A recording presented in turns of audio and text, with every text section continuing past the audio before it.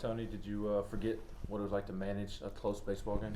Yeah, I mean, you kind of almost do. We've been fortunate enough to put some runs up, and you're searching to put guys in key situations. You're also looking for situations that are going to make it better down the road. No team in the country has any interest in peaking, early in the season, and the way that happens is you go through some adversity, and kind of like last year, reminiscent of last year, I should say, in today's when we had some adversity and we did some things we didn't do that great, or some things that could have gone better. And yet we still won, which obviously makes everyone in that locker room happy. What did you see from Redmond coming in with a full count in the eighth, dealing with Tim Elko, first and second, 2 outs there in the ninth? Just what did you see from him? Tremendous presence and a lot of determination, and you could see kind of on the infielders' faces.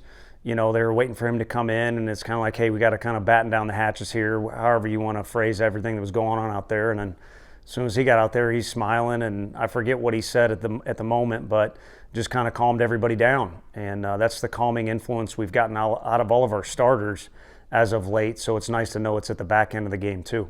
With Camden, just what you see kind of went wrong for him? Yeah, I mean, that's kind of a buzzkill for me. I mean, my job's to put guys in a situation where they're going to be successful, and we had already gotten him hot yesterday. He'd been down there a bunch this weekend, so maybe that attributed to it, or for whatever reason, he just wasn't as sharp as he's been 95% of the year and 95% of his career here too.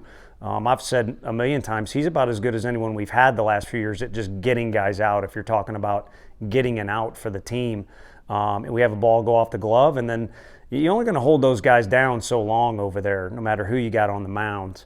But fortunately, Red bailed him out, and I'm sure there'll be a time at some point where Cam either bails him out or us out. And then the errors also contributed and was kind of a bugaboo throughout the weekend. How concerned are you about the defense moving forward? Yesterday, highly. Not to discredit Mississippi, because really what Doe did was, put together an actual big league type performance, and that was what was the major difference yesterday. Some competitive at-bats would have been B or number 2 reasons why we won, but we just made countless mistakes on the bases and defensively, whereas today you could just kind of see it right out of the chute. I mean, a couple mile-high pop-ups, a couple tough hops. I mean, the hop that Trey Lipscomb made that play on, I thought the defense was really, really good today.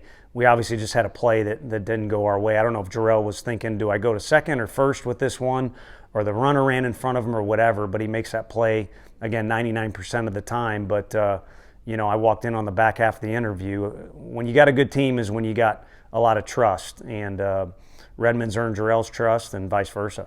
Drew Beam, so efficient yet again. Is he surprising you at this point, and why was he so efficient today?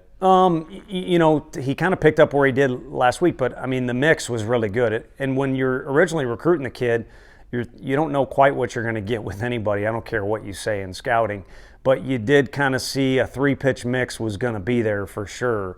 And today, both guys, I mean, Diamond's known for kind of mixing pretty good. I thought the mix was outstanding in both sides of the plate. So it was really kind of a full arsenal he was throwing at their guys, and I think that's why he was able to keep those guys off balance. And it's happened twice during the series, I think. As soon as you go to the pen, it's not like we're bringing in a much worse guy or anything, but you can only hold those guys down for so long. So Drew, to do it on a day like today for that long, obviously kudos to him. All 3 starters were dominant throughout the weekend. Just what did you see from them as a whole, and how sharp is that spearhead for y'all's team? Yeah, I think it's going to be a staple for as long as we're all here because of Coach Anderson.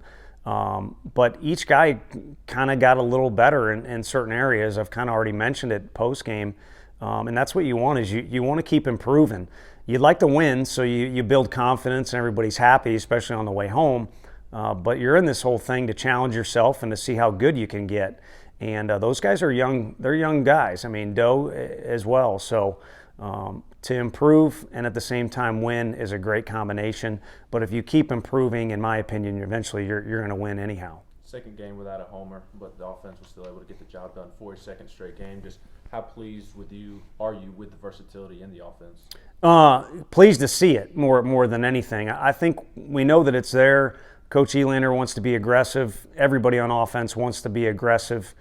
There's some tools there that we can use. You even kind of feel Like what do I got to do here to involve a couple of these other weapons we have sitting in the dugout, and maybe Wednesday will be the day we do that.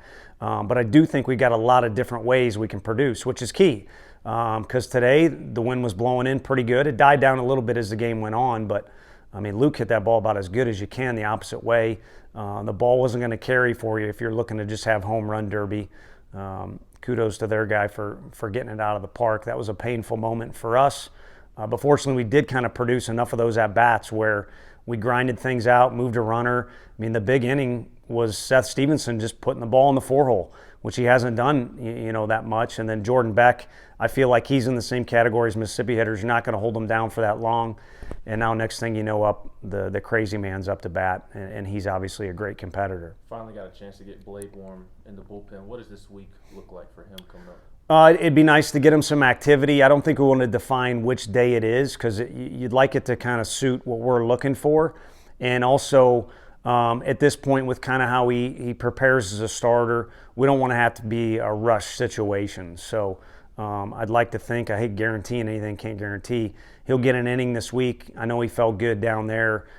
Told him to go down there, and I think he was shocked. And then he ran about as fast as any of our track and field athletes can do. So it's about time. I'm tired of getting text messages that are basically death threats from the kid. Just what do you envision his role being at this point? I mean, you got 3 starters right in the rotation that it'd be pretty hard to tell one of them that you're not going to be starting anymore. Well, to come right out of the chutes and be a starter, which at this point in the year, it's not like February. At this point in the year, a starter, all of us SEC coaches are looking for a guy to get us 6 or 7 innings, worst case scenario, 5, and keep us in the game. And he and Halvey are not going to be prepared to do that right out of the chute. So I haven't said this to them directly, but if you could be the messenger for me, they're going to have to, prepare to take the ball out of the bullpen and do the best job with it. And as we build up their pitch count, then we'll kind of see what the best thing is for us to do. And then Jared Dickey had to leave the game midway through. Just what's an update on him? Patellar, and then a big word with a bunch of vowels in it that Woody said. I'm not quite sure what happened with his foot, but something back there in the front of there. Whereas initially when he dove the other day and made a really nice play, there was something wrong with his shin. So that's what I thought it was, because we were kind of keeping a close eye on it. But man, it feels good. Like I said yesterday, let your athletes be athletes. We have a nice group of them. You put Christian Scott in the game, he's equal to, if not a better defender. And then he took some big league swings and obviously had a hit to show for it, just missed another pitch. So C. Scott and some other guys are ready to fill the void, but when Jared's healthy, everybody loves seeing him play because of that mentality and energy he's got. Last thing I got for you, I know you don't care about the ranking being ranked number 1, but you will be ranked number 1 tomorrow, and you know what you took over when you accepted the head coaching job at Tennessee. Just what do you think it means for the program to be ranked number 1? It helps in recruiting. I don't think it gets you any extra wins. I know I felt like our basketball team deserved better. When you kind of talk about rankings or where you fit, it's kind of postseason stuff, and we're so far away from that. At the SEC tournament, it's huge to have a good seeding. And then, last year we got the best offense in the country, handed to us. So I'm not sure how much value it has in the long run because it's on paper. It's not competing on the field. But there's definitely some benefit to it. And, we had a great following here. I appreciate all the Vol fans. Some of them had the easy drive because they came from Memphis, but others came from further away. And just hearing them out there, they're obviously excited about it. So we're all for whatever Vol Nation likes, and then we're going to have to get back to it because if you look at our schedule, it's a heck of a week. Thanks, Tony. Thank you.